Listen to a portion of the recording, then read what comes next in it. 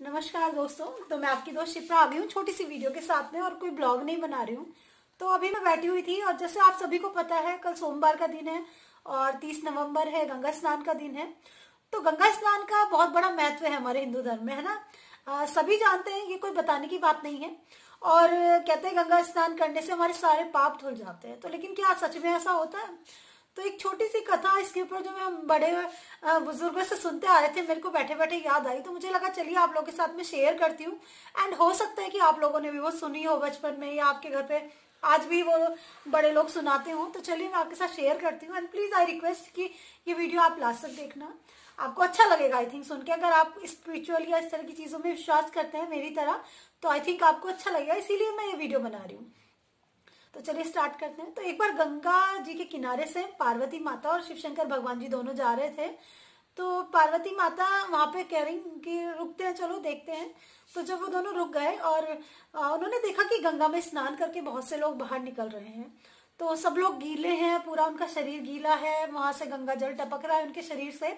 तो माता जी कहने लगी, पार्वती माता शिव शंकर भगवान जी से, कि एक बात बताइए स्वामी, कि ये लोग पाप धो के आ रहे हैं, तो ये तो बहुत खुशी की बात है कि इनके जीवन के सारे पाप धुल गए, लेकिन इनके चेहरे पे मुस्कान क्यों नहीं? मतलब इनको देखने में क्यों नहीं लग रहा ऐसा कि मतलब इनके सारे पाप धुल गए? तो इनके चेहरे पे तो एक अलग ही खुशी होनी चाहिए। तो शिवशंकर भगवान इस बात पे बहुत जोर जोर से हंसने लगे। उन्होंने कहा कि सच बात तो यह है कि इन्होंने गंगा जी में स्नान किया ही नहीं, गंगा जल इनके शरीर को छुआ ही नहीं। तो माता जी कहने लगी कि आप ये क्या कह रहे हो स्वामी, ये तो पूरी तरह गीले हैं और इनके शरीर से पानी भी, गंगा जल भी टप टप हो रहा है, आप ऐसा कैसे कह रहे हैं? तो शिव जी हंसने लगे और कहने लगे कि ये अभी सही समय नहीं है आपको समझाने का, और मैं आपको कल इस बात को समझाऊंगा। तो माता जी कहने लगी ठीक है, आपकी तो बातें कुछ जो है आपके राज आप ही जानते हैं। आप तो माता जी ने कहा ठीक है, चलिए स्वामी जैसे आपको अच्छा लगे आप कल ही बताना। तो दोनों वहां से चले गए। तो अगले दिन क्या हुआ, बहुत बारिश हुई, सारे में कीचड़ ही कीचड़ हो गया। तो शिव शंकर भगवान जी माता जी से कहने लगे चलिए आपको समझाते हैं, अब समय आ गया है सही। तो माता जी कहती है चलिए। तो दोनों आए और वहां पे बहुत कीचड़ हो गई थी। तो भगवान जी ने, शिव जी ने एक बूढ़े साधु का वेश धारण किया और एक गड्ढे में जाके गिर गए, और पूरा उन्होंने अपने ऊपर कीचड़ कीचड़ कर लिया। तो उन्होंने माता जी से कहा कि आप मेरी मदद के लिए आवाज लगाइए और बोलिए सबसे कि मेरे बूढ़े पति हैं, बहुत बड़े तपस्वी हैं, और ये कीचड़ में गिर गए हैं, कोई इनकी मदद के लिए हाथ बढ़ाइए, कोई इनको बाहर निकालिए। और लेकिन जो भी मुझे निकालेगा आप उससे पहले ये कहना कि उसने कोई पाप ना किया हो जीवन में। तो माता जी कहने लगी ठीक है। तो दोनों ने ऐसे ही अपना अपना वेश बदल लिया, वो तपस्वी के रूप में कीचड़ में चले गए, शिवशंकर भगवान जी, और माता जी बहुत सुंदर स्त्री के रूप में, तपस्विनी के रूप में वहां पे बैठ गई।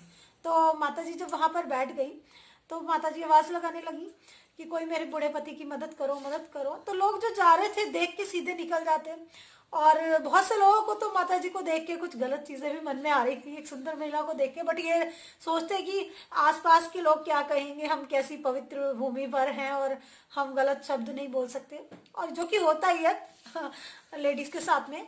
चलिए तो आगे शुरू करते हैं। तो बहुत सारे लोग तो निकल गए, कुछ लोग रुके, उन्होंने कहा अरे क्यों इस बूढ़े के चक्कर में अपना जीवन बर्बाद करती हो, इसको यहीं मरने के लिए छोड़ दो और तुम भी चली जाओ। तो माता ने कहा नहीं है, मैं ऐसा नहीं कर सकती। तो कुछ लोग आए, उन्होंने कहा कि चलिए मैं आपकी मदद करता हूँ, मैं आपके पति को बाहर निकालता हूँ।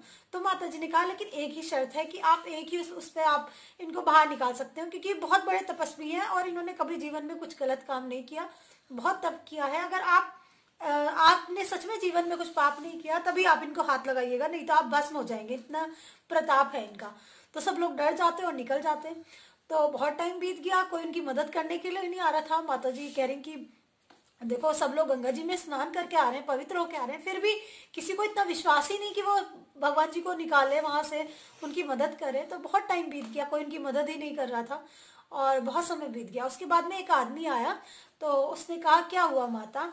तो माता जी ने बताया कि मेरे बूढ़े पति गड्ढे में गिर गए हैं और ये बाहर निकल नहीं पा रहे, असमर्थ है निकलने में क्योंकि ये बूढ़े हैं, तो इनकी मदद कीजिए, बहुत कई घंटे से इसमें है, कोई मदद के लिए नहीं आ रहा। तो उन्होंने कहा कि मैं आपकी मदद करता हूँ माता। तो माता जी ने कहा कि लेकिन ठहरो एक मिनट, अगर तुमने कभी जीवन में कोई पाप ना किया हो, बिल्कुल तुम्हारा बिल्कुल पाप रहित हो आप, तभी आप इनको निकाल सकते हो, नहीं तो इनका प्रताप इतना है कि आप इनको छूते ही आप भस्म हो जाओगे। तो वो जो पुरुष था वो हंसने लग गया, वो कहने लगा माता मैं भस्म नहीं होऊंगा। तो माता जी कहने लगी इतने विश्वास से तुम कैसे कह रहे हो कि तुमने जीवन में क्या कभी कोई पाप नहीं किया? तो वो व्यक्ति कहने लगा कि माता, मैं ये नहीं कहता कि जीवन में मैंने कोई पाप नहीं किया, लेकिन मैं गंगा जी के तट पे आया हूँ क्योंकि पाप नाशिनी है गंगा माता, और मैंने उनमें डुबकी लगाई है, उनमें स्नान किया है सच्चे मन से, तो मेरे तो सारे पाप धुल गए, तो मैं कभी भस्म नहीं होऊंगा, आप डरिए मत। और वो इतना निडर होके उस आदमी ने शिव शंकर भगवान जी को बाहर निकाला और उनकी मदद की। तो बाद में शिव शंकर जी बहुत प्रसन्न हुए उनसे और उन्होंने उनको अपने असली रूप में दर्शन दिए। फिर उसके बाद में वो व्यक्ति वहां से चला गया। तब शंकर भगवान जी ने माता जी से कहा कि देखिए, सारा खेल मन का है। गंगा में ये लोग स्नान करने जा रहे हैं, पानी में डुबकी लगा रहे हैं, जा रहे हैं गंगा जल में डुबकी लगा के, मगर ये गंगा में स्नान नहीं कर रहे क्योंकि इनका मन पवित्र ही नहीं हो रहा, ये मन से नहीं स्नान कर रहे इसमें सारा जो। तो देखिए, आस्था में जो भी खेल होता है वो सारा, या आस्था जिसको कहते हैं, वो सारा मन का।